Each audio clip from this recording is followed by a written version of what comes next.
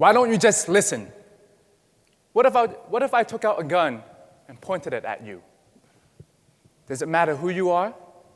Does it matter what you have done? Would you listen if your life depended on it? Lives have been taken because people have felt unheard or unwanted. Wars have started because listening to each other and finding mutual agreements were not an option. One of the worst forms of punishment in prison is called solitary confinement, where the prisoner is isolated from any human contact for days, months, and even decades. What do you think that does to a person? Having all your thoughts stuck in your head, not being able to talk to anyone else or be acknowledged. Jesse Wilson, who has been in solitary at the federal Supermax prison, wrote, "Loneliness is a destroyer of humanity."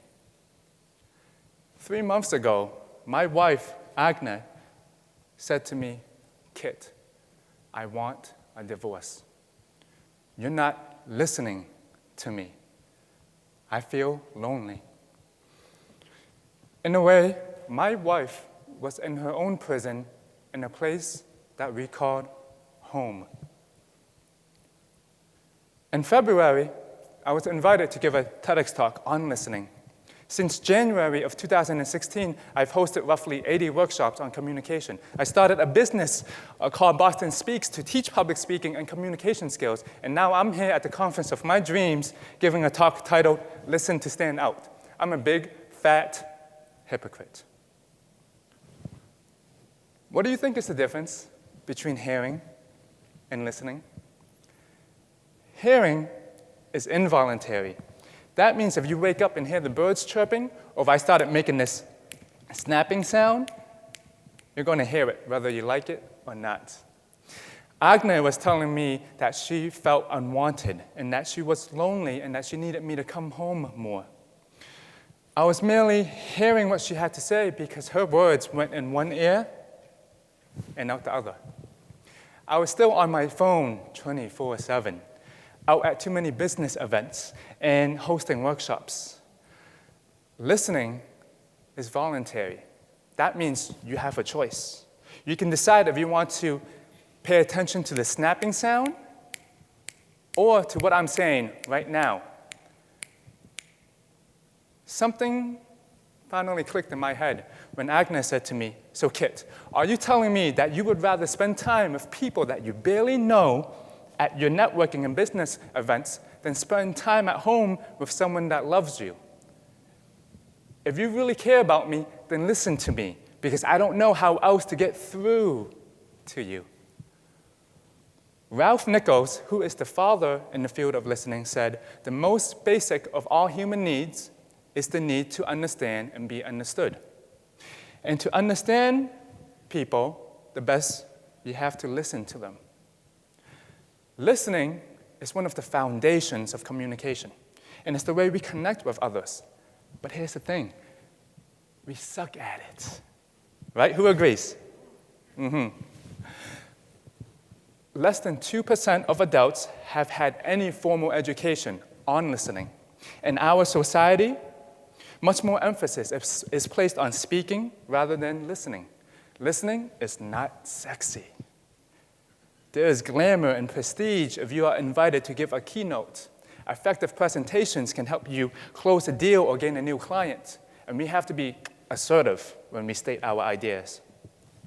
If there's one takeaway that you can get from me today, it's this. People might be impressed by how well you speak.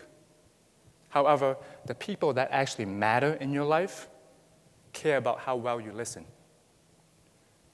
People might be impressed by how well you speak. However, the people that actually matter in your life care about how well you listen. In our world today, we have no time for anything, right? We're here, but we're not here. We're walking, but we're running. And we do things without asking why we're doing them. We're too distracted to listen, overloaded with thoughts, and we rather speak our minds than pay attention. A Japanese Zen master received a visit from a university professor inquiring about mindfulness. The Zen master served tea. He poured his visitor's cup to the rim, and then he kept on pouring. The professor watched it overflow until he couldn't take it anymore. What are you doing? It's overflowing. Can't you see? Like the cup, the Zen master said. Your mind has been so full ever since you came in, you are constantly preoccupied with your own thoughts, opinions, and speculations. How can I show you mindfulness unless you first empty your mind? Great listening begins when we first listen to ourselves by taking an in-breath and releasing with an out-breath. How many times do you say to someone in one day, "Hi, how's it going?" And at the same time, how often do you ask yourself that same question? "Hey you, how am I doing today? What are you dealing with? Is there something going on with you? Am I doing too much?" If you are not in tune with yourself, eventually that bubble will burst. And as some of you might know, we have these two things that we call ears, right? And most of the time, we forget to use them. We can all learn to listen to ourselves, and we don't need a smartphone to help us with that. We can simply just check in with ourselves throughout the day. And by tuning in, we get into a better place to listen to others. And if you do want to listen to others better, we first have to understand the bad type of listening, okay? So here are the 3 common types of bad listeners. You guys ready? Yeah? The first one we call the interrupter. So the interrupter, no matter what you're saying, will stop you mid-sentence, okay? They have thoughts in their head, and they just can't help but tell you what they're thinking about. It doesn't matter what you're saying. They have a brilliant idea. They have an unsolicited advice. They have something that's way more important than what you have to say. They might have already constructed a whole paragraph before you even finish your first sentence. So this way, they missed out on your whole message because they interrupted you. Second, we have the closed-minded listener. Closed-minded listeners tend to stick to the ways they have been doing things. How hard is it to convince your parents to try something new? Closed-minded listening is also the inability to understand why people do things differently from you. So when you close off your mind and your ears, you're shutting off all communication and opportunities for growth. A great artist once said, "A mind is like a parachute. It doesn't work if it's not open." Third, we have the pretender. Yeah. Oh, that's funny. The pretender fakes listening by giving you verbal lip service.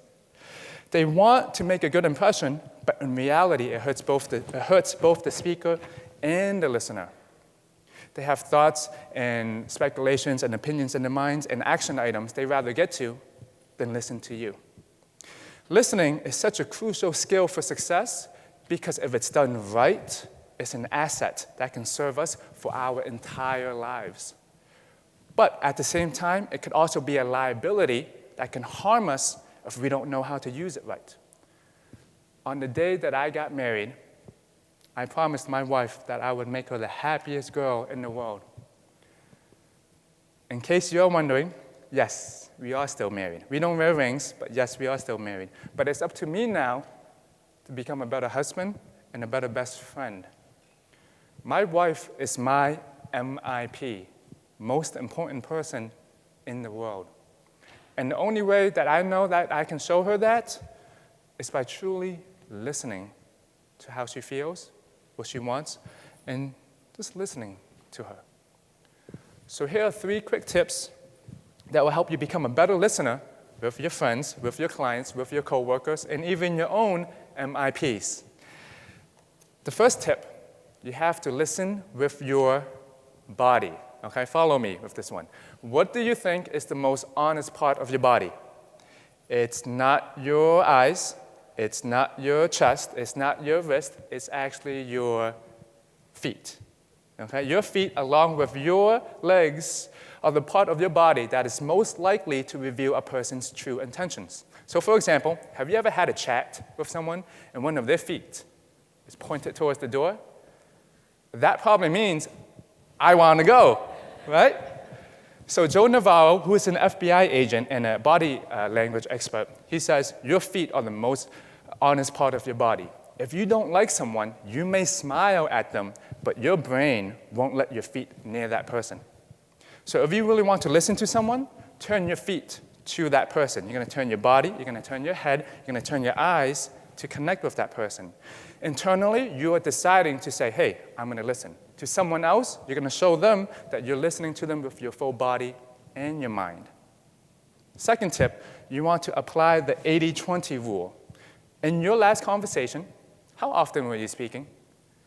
If you were speaking 80% of the time, that probably means you were not listening. Instead, aim to listen for 80% and speak for only 20%. Let your conversation partner dominate the conversation. You can keep on asking questions. You can share a little bit of a story about yourself, but let it be about that person, because the most important thing is about them. Third, it's not a tip on how to listen. It's a tip on how to think. It's a way of thinking. It's a mindset of having an abundance of time for the speaker. One of our biggest problems in listening is that we don't have enough time and we are too distracted. According to a study, the human attention span dropped from 12 seconds in 2002 to 8 seconds in 2013. 1 second less than a goldfish. So the lesson here, don't be a goldfish. Your clients, your friends, your coworkers, your loved ones deserve your time, and that is one of the best gifts that you can give them. The gift of listening to them with undivided attention. Amazing listening is like an amazing hug. Do you remember the last time you received one? When you give a hug, you have to be present, you have to be caring, and you have to be open to embrace the other person. Like giving an amazing hug, listening works wonders and can leave a lasting impression long after you've left the room. Thank you for listening.